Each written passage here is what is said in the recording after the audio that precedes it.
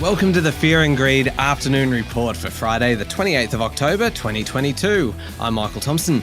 Every afternoon, we've got the 5 stories that happened today that you need to know about, so let's jump into it. Story number 1, the S&P ASX 200 finished the day down 0.9% to 6,786 points.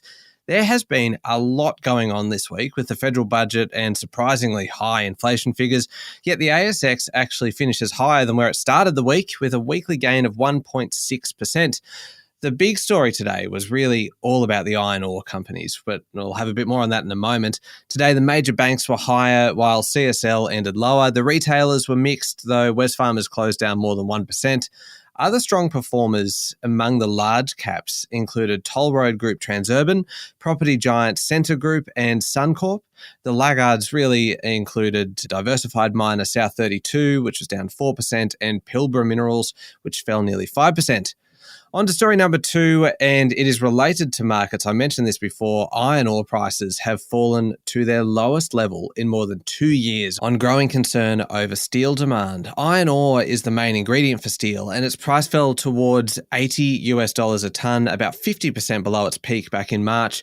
Iron ore has been under a lot of pressure as consumption weakens in China because of the nation's housing market woes and also because of the COVID restrictions there. Demand worldwide is really fading as tighter monetary policy and Europe's energy crisis rolls major economies. Of course, Australia is the world's largest exporter of iron ore, and today the 3 big miners all lost ground. Fortescue fell a massive 8.2%, while BHP was down 5% and Rio Tinto lost 4.4%.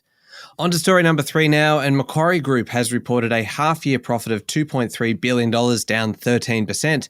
But the result was above what analysts expected. The group said it was taking a cautious stance given the volatile economic backdrop. Profits were split fairly evenly between banking and asset management and market-facing activities, including investment banking, commodities, and global market trading. Macquarie really is a powerhouse business. It's highly diversified and it's operating well.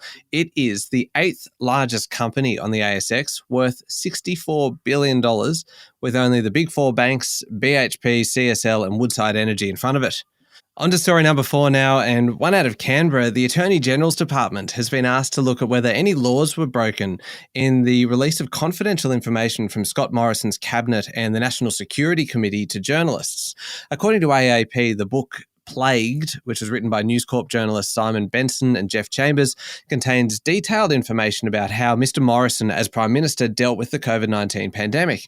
It also includes a number of security challenges, including China, nuclear submarines, and the Russian invasion of Ukraine. Today, Labor Senator Tony Sheldon asked officials from the Department of Prime Minister and Cabinet what steps were being taken to deal with what appeared to be Cabinet leaks. The deliberations of Cabinet and its various committees are normally considered confidential.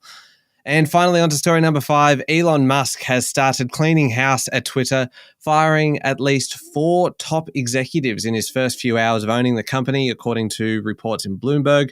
The chief twit, as he calls himself, closed the $44 billion deal early, and the people fired reportedly included the CEO, the CFO, and the chief legal counsel. That is a pretty comprehensive clean out. At least one of the executives who was fired was apparently escorted out of Twitter's office. I, for one, cannot wait to see what happens next. This is a story happening in real time. Musk completed his acquisition of Twitter before the Friday deadline, according to people familiar with the matter, putting the world's richest man in charge of the struggling social network after 6 long months of public and legal wrangling over the deal. That's it for the afternoon report for Friday, the 28th of October, 2022. Don't forget to hit follow on the podcast and find Fear and Greed on LinkedIn, Twitter, Instagram, and Facebook. Join me and Sean Aylmer tomorrow morning for the weekend edition of the Fast 5 by Fear and Greed. I'm Michael Thompson. Enjoy your evening.